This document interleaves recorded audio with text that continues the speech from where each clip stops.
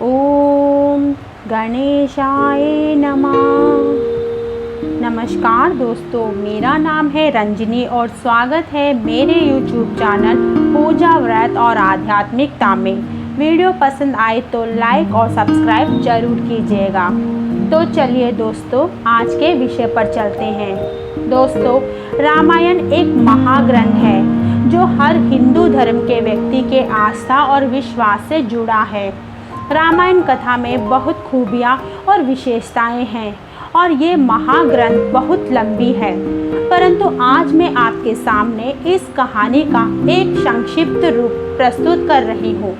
महर्षि वाल्मीकि रामायण के रचना त्रेता युग माना जाता है।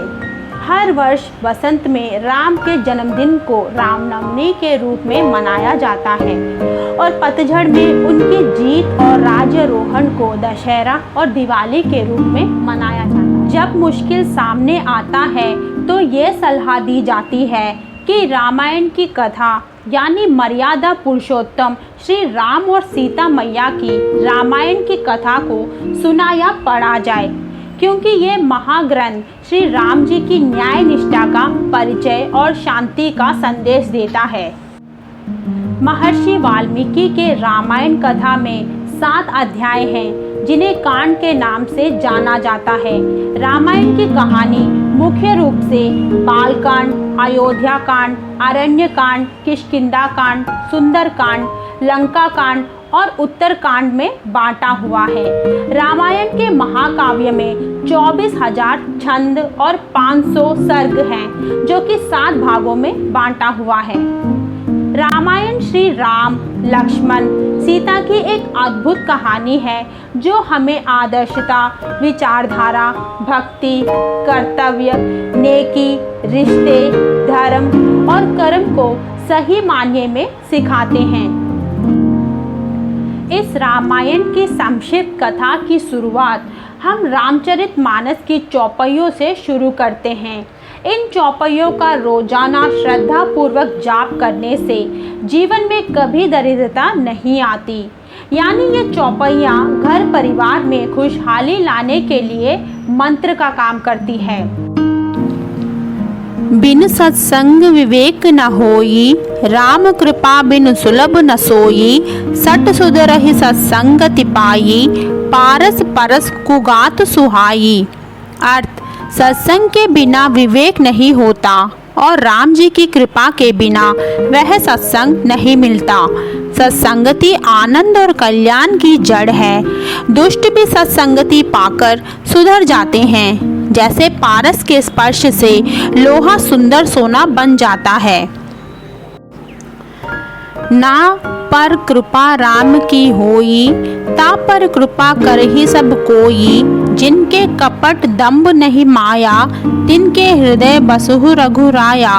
अर्थ, जिन पर राम की कृपा होती है उन्हें कोई सांसारिक दुख छू नहीं सकता। परमात्मा जिन पर कृपा करते हैं उस पर तो सभी की कृपा अपने आप होने लगती है, और जिनके अंदर कपट, दंभ और माया नहीं होती है उन्हीं के हृदय में रघुपति बसते हैं, अर्थात उन्हीं पर प्रभु की कृपा होती है। कहेहु तात अस मोर प्रणामा, सब प्रकार प्रभु पूरन कामा, दीन दयाल बिरुदु संहारी, हरहु नाथ मम संकट भारी। हे तात, मेरा प्रणाम और आपसे निवेदन है। हे प्रभु, यद्यपि आप सब प्रकार से पूर्ण काम हैं, आपको किसी प्रकार की कामना नहीं है, तथापि दीन दुखियों पर दया करना आपका विरत प्रकृति है। अतः हे नाथ, आप मेरे भारी संकट को हर लीजिए, मेरे सारे कष्टों को दूर कर दीजिए। हरि अनंत हरि कथा अनंता, कहीं ही सुनहि बहुविधि संता, रामचंद्र के चरित सुनाए, कपल कोटि लगी जाहि न गाए। हरि अनंत है, उनका कोई पार नहीं कर सकता और उनकी कथा भी अनंत है। सब संत लोग उसे बहुत प्रकार से कहते सुनते हैं। रामचंद्र के सुंदर चरित्र करोड़ों कल्पों में भी गाए नहीं जा सकते। जसु नाम जपि सुनुहु भवानी, भव बंधन कटहि नर ज्ञानी। तसु दूत की बंद तरु आवा, प्रभु कारज लगी कपि बधावा। अर्थ, शिव जी कहते हैं, हे भवानी सुनो, जिनका नाम जपकर ज्ञानी मनुष्य संसार रूपी जन्म मरण के बंधन को काट डालते हैं, क्या उनका दूत किसी बंधन में बन सकता है? लेकिन प्रभु के कार्य के लिए हनुमान जी ने स्वयं को ही शत्रु के हाथ से बंधवा लिया। एहि माह रघुपति नाम उदारा, अति पावन पूरन श्रुति सारा। मंगल भवन अमंगल हारी, उमा सहित जेहि जपत पुरारी।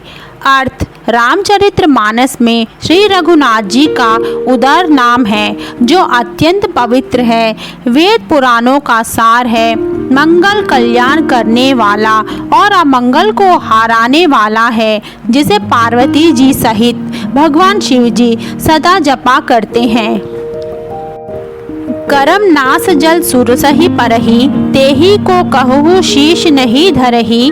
उल्टा नाम जपत जग जाना, वाल्मीकि भये ब्रह्म समाना। अर्थ, कर्म नाश का जल, अशुद्ध से भी अशुद्ध जल भी यदि गंगा नदी में पड़ जाए तो कहो उसे कौन नहीं सिर पर रखता है। अर्थात अशुद्ध जल भी गंगा के समान पवित्र हो जाता है। सारे संसार को विविध है कि उल्टा नाम जप करने से भी वाल्मीकि जी ब्रह्मा के समान हो गए।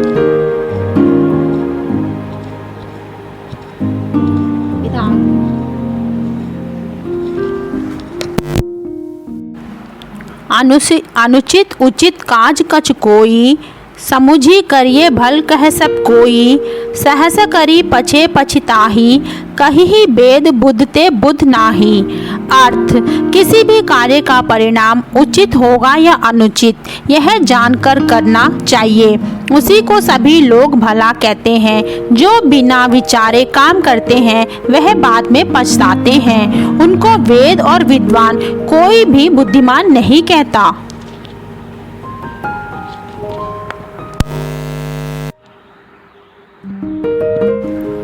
हृदय विचारति बरही बारा, कवन भांति लंकापति मारा। अति सुकुमार जुगल मम पारे, निश्चर सुबट महाबल भारे। अर्थ, जब श्री रामचंद्र जी रावण का वध करके वापस अयोध्या लौटते हैं, तब माता कौशल्या अपने हृदय में बार बार यह विचार कर रही है कि उन्होंने रावण को कैसे मारा होगा। मेरे दोनों बालक तो अत्यंत सुकुमार हैं और राक्षस योद्धा तो महाबलवान थे। इसके सबसे अतिरिक्त लक्ष्मण और सीता सहित प्रभु राम जी को देखकर मन ही मन परमानंद में मग्न हो रही है। रामायण की सर्वश्रेष्ठ चौपाई सुमति कुमति सबके उर रही ही, नाथ पुराण निगम अस कही। जहाँ सुमति तह संपत्ति नाना, जहाँ कुमति तह विपत्ति निदाना।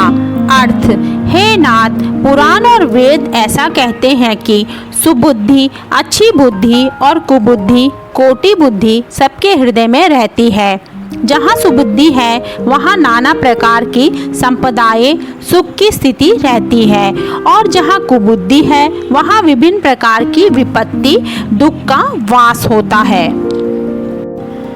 श्याम गात राजी बिलोचन, दीन बंधु प्रणरति मोचन। अनुज जानकी सहित निरंतर, बसहु राम नृप मम उर अंदर। अर्थ, तुलसीदास जी कहते हैं कि हे श्री रामचंद्र जी, आप श्यामल शरीर, कमल के समान नेत्र वाले, दीन बंधु और संकट को हरने वाले हैं। हे राजा रामचंद्र जी, आप निरंतर लक्ष्मण और सीता सहित मेरे हृदय में निवास कीजिए। सो धन धन्य प्रथम गति जाकी, धन्य पुण्य रत मति सोई पाकी। धन्य घरी सोई जब सत्संगा, धन्य जन्म द्विज भगति अभंगा। अर्थ, वह धन धन्य है जिसकी पहली गति होती है, जो दान देने में व्यय होता है। वही बुद्धि धन्य है जो पुण्य में लगी हुई होती है, वही घड़ी धन्य है जब सत्संग हो, और वही जन्म धन्य है जिसमें ब्राह्मण की अखंड भक्ति हो।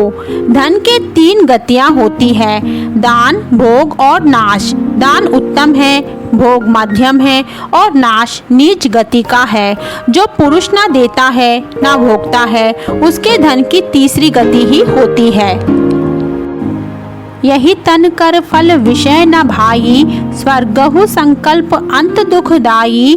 नर तनु पाई विषय मन देही, पलटी सुधाते सट विष लेही।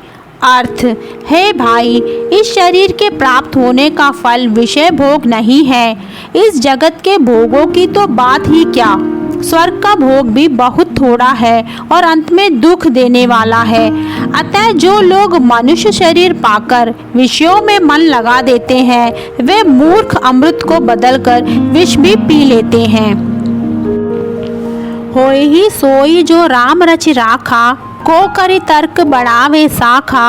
अस कही लगे जपन हरिनामा, गई सती जहाँ प्रभु सुख दामा।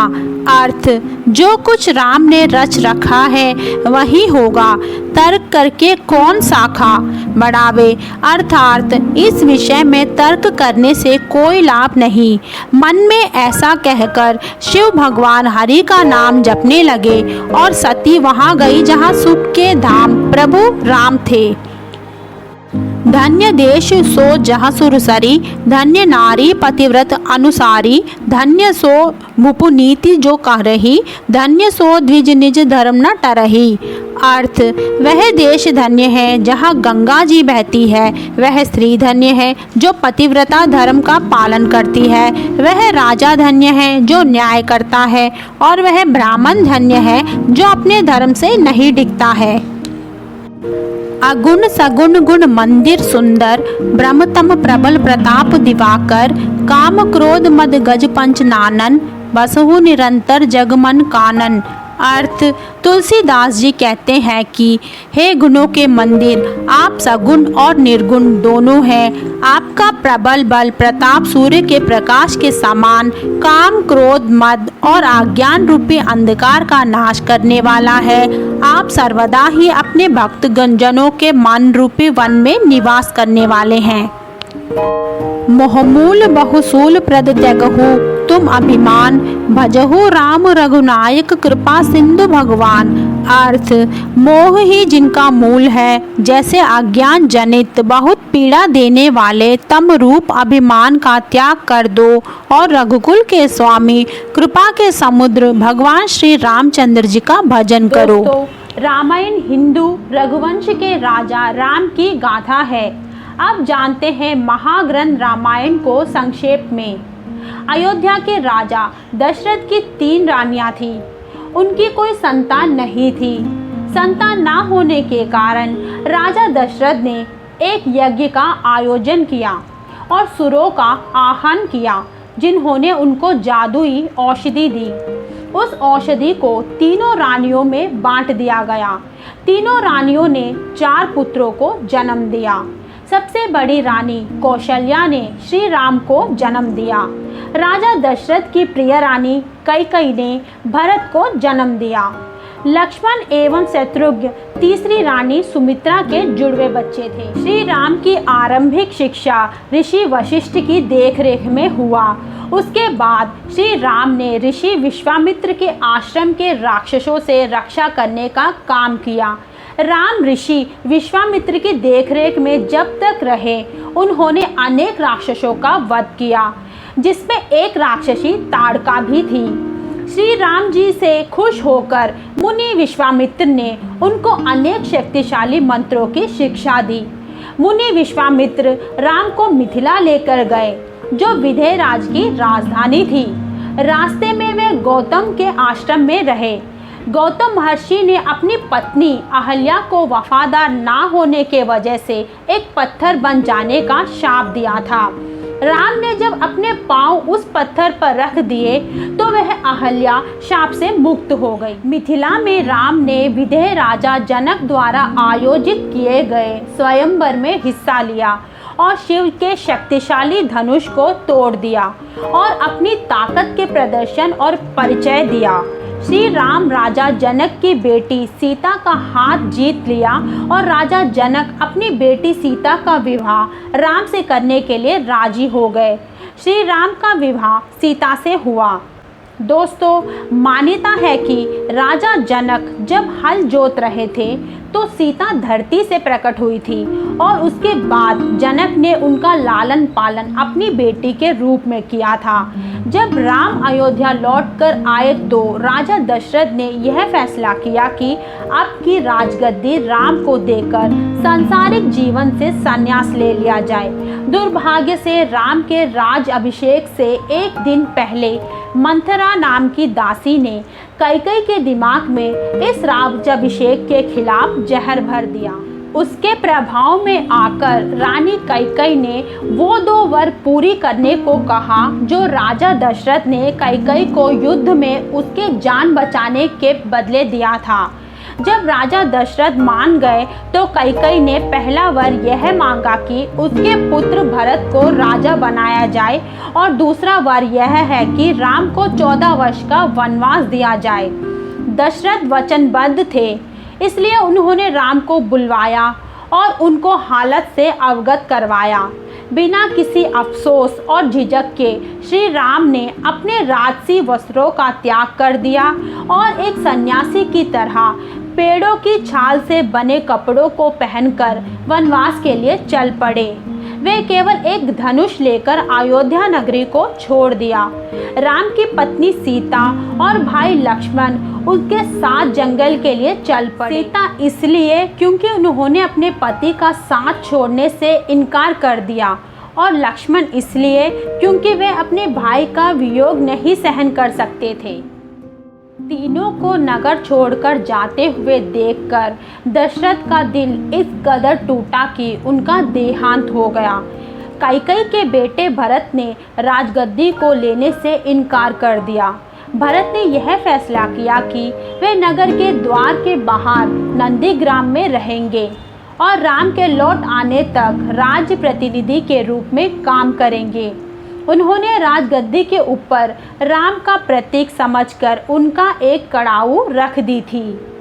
अरण्य में राम, लक्ष्मण और सीता प्रकृति की विषम परिस्थितियों का सामना साहस के साथ करते रहे। घने जंगलों एवं उनके पहाड़ों पर इधर से उधर भटकते हुए वे कभी भी एक स्थान पर लंबे समय तक टिक कर नहीं रहे। कई बार वे गुफाओं में रहते थे और कई बार उन्होंने पत्तों और टहनियों की मदद से अपने लिए कुटिया बनाकर रहने लगे। अक्सर उनको राक्षसों से लड़ना पड़ता था। इस यात्रा में वे अत्रि और अगस्त्य जैसे साधुओं से मिले जिन्होंने ज्ञान का उपदेश दिया। इस तरह 13 साल गुजर गए थे। वनवास के 14 साल में शूर्पणखा नाम की एक मायावी राक्षस ने राम को जंगल में देखा। श्री राम की सुंदरता से प्रभावित होकर उसने राम से प्रेम करने की इच्छा खुलकर जाहिर किया। राम ने बड़ी विनम्रता से यह कहते हुए उसके प्रस्ताव को ठुकरा दिया कि उसकी पहले से ही एक पत्नी है, वे एक पत्नीव्रता है। लक्ष्मण ने भी यह कहते हुए उससे प्रस्ताव को ठुकरा दिया कि जीवन में उनकी बस एक ही ख्वाहिश है कि भाई और भाभी सीता मैया की सेवा करना।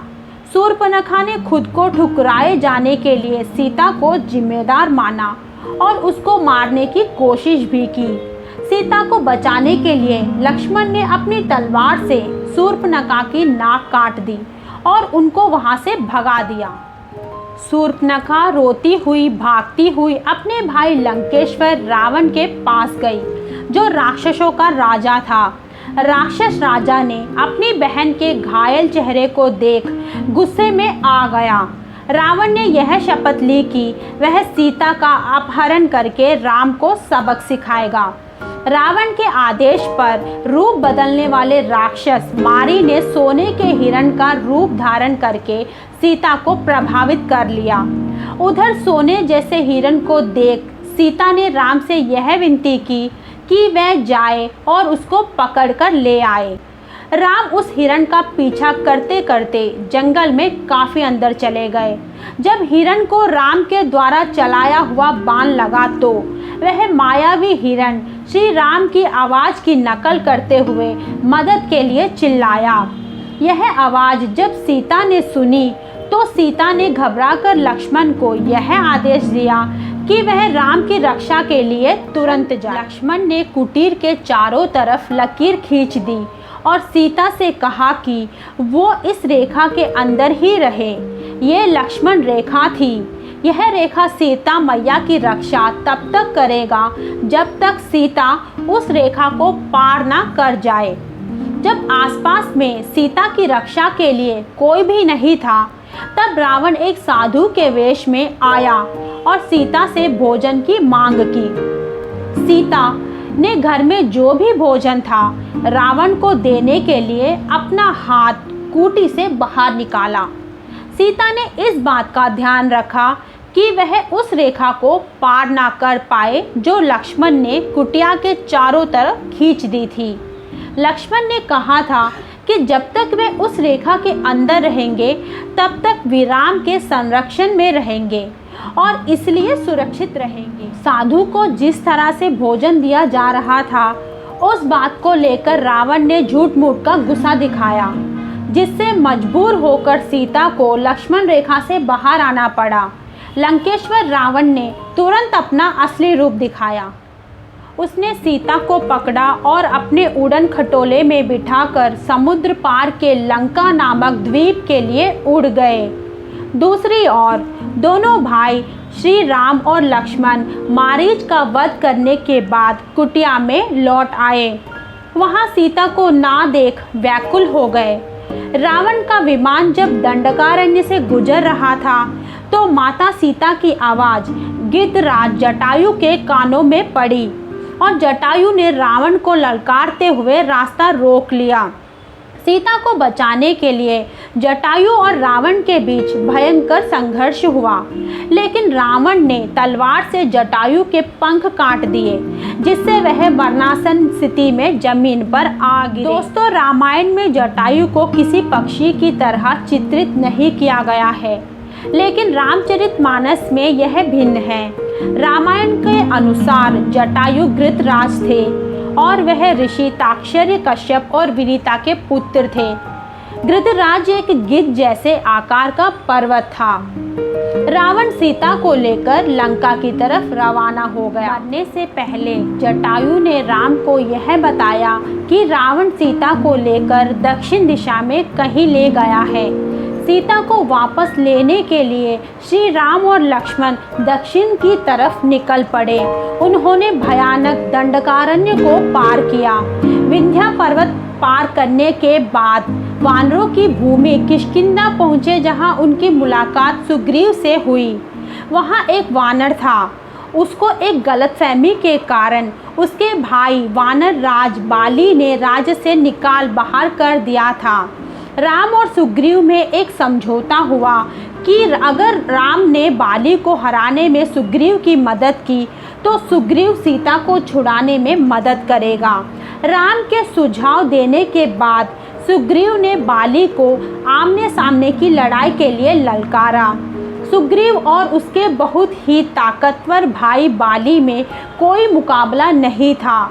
महाबली बाली सुग्रीव को निश्चित ही मार गिराया होता अगर राम ने उन दोनों भाइयों के युद्ध के दौरान झाड़ी के पीछे से बाण चलाकर बाली को मार गिराया ना होता। बाली ने मरते समय राम के ऊपर यह आरोप लगाया कि उन्होंने पीठ पीछे से वार किया।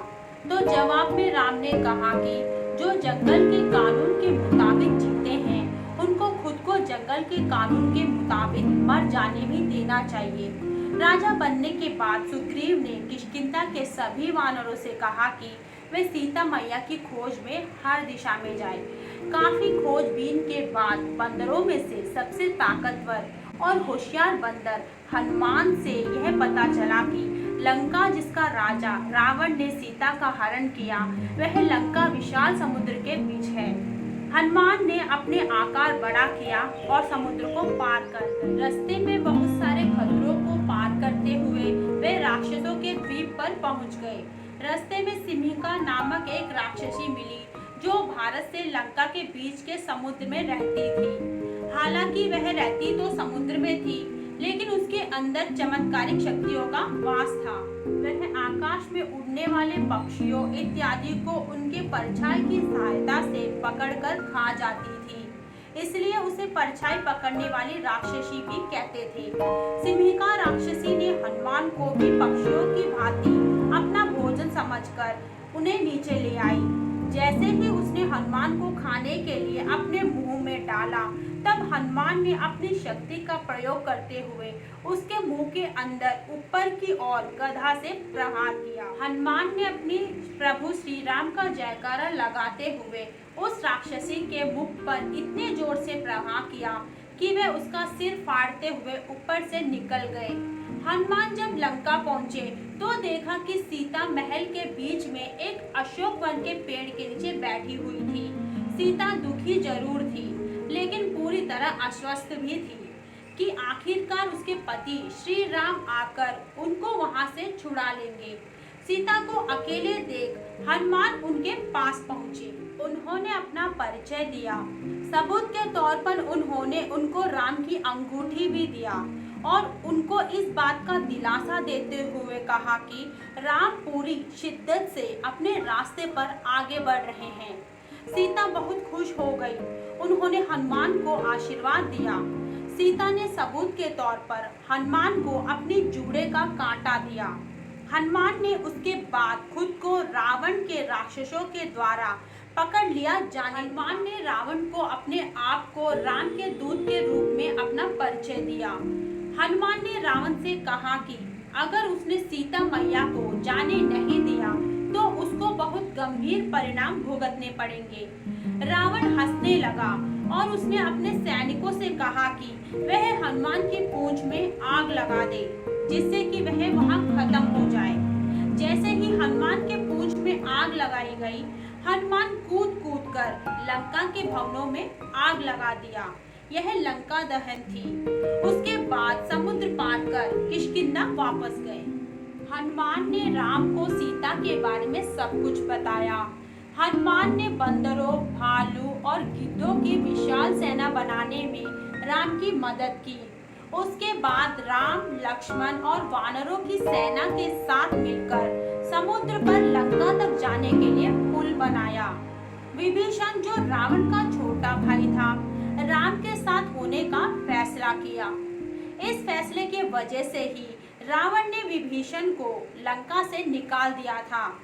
विभीषण ने सार्वजनिक रूप से रावण को इस बात के लिए नैतिक रूप से दोषी ठहराया था कि उसने एक विवाहित स्त्री को उसकी इच्छा के विरुद्ध अपने महल में रखा था। शांतिपूर्ण समाधान के सभी प्रयासों को रावण ने खारिज कर दिया, क्योंकि उसको यह बात अपनी शान के खिलाफ लगती थी कि वह किसी ऐसे आदमी द्वारा दिए गए प्रस्ताव के ऊपर विचार भी क्या करे जिसके साथ वानर सेना है। युद्ध की घोषणा हुई। एक तरफ राम, लक्ष्मण, विभीषण, सुग्रीव, हनुमान तथा वानर सेना थी। दूसरी तरफ रावण अपने राक्षसों की सेना के साथ था। वानर लाठियों से लड़ रहे थे और राक्षस हथियारों तथा इंद्रजाल की जादुई मंत्र से। युद्ध लंबा और घमासान हुआ और दोनों ही तरफ से काफी लोग हताहत हुए। लक्ष्मण रावण के बेटे इंद्रजीत द्वारा चलाए गए जानलेवा बाण से घायल हो गए। हनुमान उड़कर उत्तर की तरफ जाकर जादुई संजीवनी बूटी वाले पहाड़ के साथ लौटकर आए। इस बूटी के वजह से लक्ष्मण की जान बचाया गया। हनुमान ने दोनों भाइयों को मायावी महिरावण से भी बचाया था। आखिरकार युद्ध का फैसला राम के पक्ष में रहा। इंद्रजीत सहित रावण के अनेक बेटे युद्ध में मारे गए। यहाँ तक कि उनका भाई कुंभकर्ण भी लड़ाई में मारा गया, जिसको लंबी गहरी नींद से जगाकर युद्ध के लिए भेजा गया था। कुंभकर्ण ऋषि विश्रावा और राक्षसी कैकसी का पुत्र तथा लंका के राजा रावण का छोटा भाई था। कुंभ यानी घड़ा और कर्ण अर्थात कान। बचपन से ही बड़े कान होने के कारण उसका नाम कुंभकर्ण रखा गया। यह विभीषण और शूर्पणखा का बड़ा भाई था। अंत में रावण का राम के साथ आमना सामना हुआ।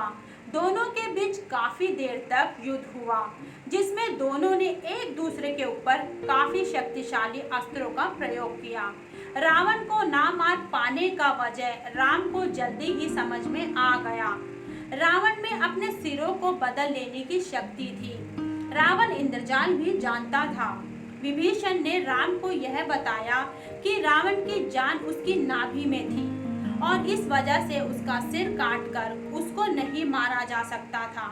राम ने तत्काल एक जानलेवा बाण चलाया जो रावण की नाभि में जाकर लगा और वह नीचे गिरकर वहीं ढेर हो गया। रावण के गिरते ही वानर खुशियां मनाने लगे। विजेता राम ने विभीषण को लंका का राजा घोषित कर दिया। यह समय राम और सीता के मिलन का था।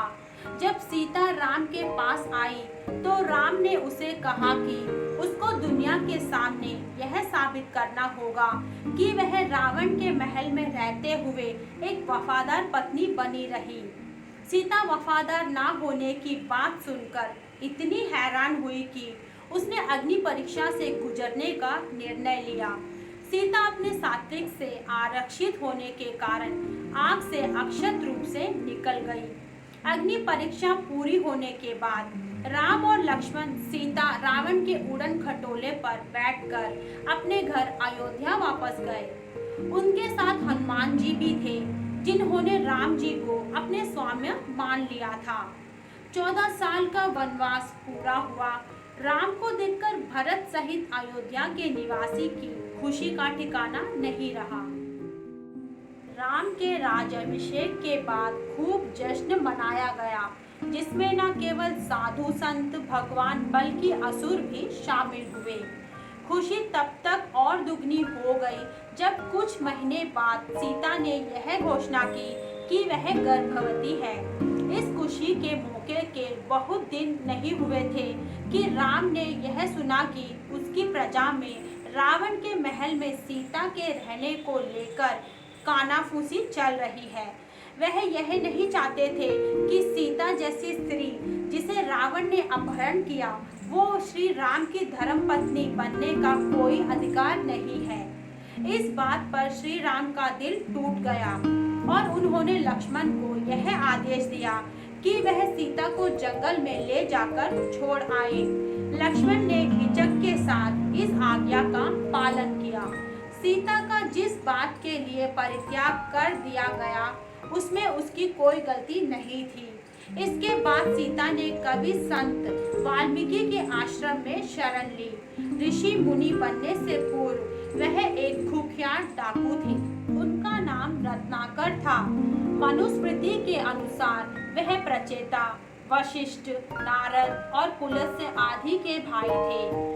कहा जाता है कि वाल्मीकि का जन्म महर्षि कश्यप और अदिति की 9वीं संतान वरुण और पत्नी जर्शनी के घर हुआ था। उस आश्रम में सीता ने लव और कुश नामक 2 जुड़वा बच्चों को जन्म दिया। लव और कुश का परवरिश वाल्मीकि के आश्रम में ही हुआ। वहीं दूसरी ओर श्री राम ने अपने राज्य पर बड़ी मेहनत के साथ शासन किया। उनका शासन इतना अच्छा था कि बारिश भी सही समय पर होती थी और कभी किसी तरह की त्रासदी भी नहीं हुई। हर तरफ शांति और समृद्धि थी। समय गुजरता गया। कुछ साल बाद राम को यह सलाह दी गई कि वह अश्वमेध यज्ञ करे ताकि राम राज्य और विस्तार हो। इस यज्ञ में राज्य की स्थायी घोड़े को संसार भर में घूमने के लिए छोड़ दिया। घोड़ा धरती पर जहाँ जहाँ जाता वह भूमि श्री राम के अधीन हो जाती।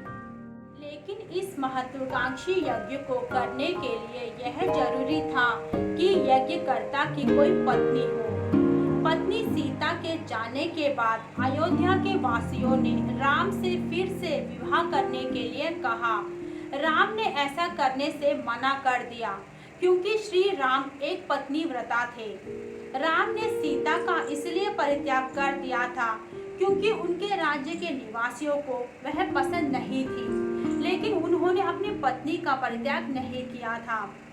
इसलिए राम ने सीता की एक स्वर्ण प्रतिमा बनवाई और जब वह यज्ञ कर रहे थे तो उन्होंने उस प्रतिमा को अपने साथ में रख दिया था। शाही घोड़े को छोड़ दिया गया। उसके पीछे पीछे लक्ष्मण और हनुमान के नेतृत्व में राम की सेना भी चल रही थी। जब घोड़ा वाल्मीकि के आश्रम में घुसा तो सीता के पुत्र लव और कुश ने उसको पकड़ लिया और उसको छोड़ने से मना कर दिया। लव और कुश ने घोड़े को पकड़कर श्री राम की सत्ता को चुनौती दी। श्री राम को ललकारते देख लक्ष्मण और हनुमान और सैनिक कोपद्रुत होकर उन पर वार करने लगे। फिर युद्ध हुआ जिसमें दोनों बालकों ने लक्ष्मण, हनुमान और राम के सैनिकों को बिना अधिक मेहनत के हरा दिया। आखिरकार राम ने उन दोनों बालकों को लड़ने के लिए खुद चुनौती दी। उस समय सीता ने हस्तक्षेप किया और अपने पति से अपने बेटों को परिचय करवाया।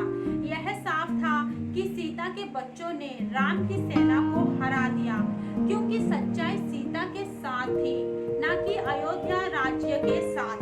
राम ने सीता से यह अनुरोध किया कि वह एक बार फिर से वह अपने सात्वित्व को साबित करे, लेकिन इस बार उनकी प्रजा के सामने और प्रजा के खातिर, ताकि उनकी प्रतिष्ठा के ऊपर जो दाग लगा था वह मिट और धुल जाएगा और वह उनके साथ रानी के रूप में फिर से अपना उचित आसन ग्रहण कर सके। सीता के चरित्र को लेकर जिस तरह बार बार सवाल उठाए जा रहे थे, उससे वह थक चुकी थी। इसलिए उन्होंने धरती से यह विनती की कि अगर वे सच में पवित्र है तो धरती के 2 टुकड़ों में फट जाए। धरती तत्काल फट गई और सीता धरती में समा गई। अयोध्या के लोगों को और श्री राम को अब वह सबूत मिल चुका था, लेकिन वह राम द्वारा अपनी पत्नी सीता को खो देने की कीमत पर मिला। अपनी प्रिया के बिना धरती पर रह पाने में असमर्थ पाकर श्री राम ने अपने शरीर का त्याग करने का फैसला किया। अपने पूर्वजों का राजपद अपने बच्चों को सौंपकर वह सरयू नदी में समा गए और अपना शरीर सरयू के किनारे त्याग दिया।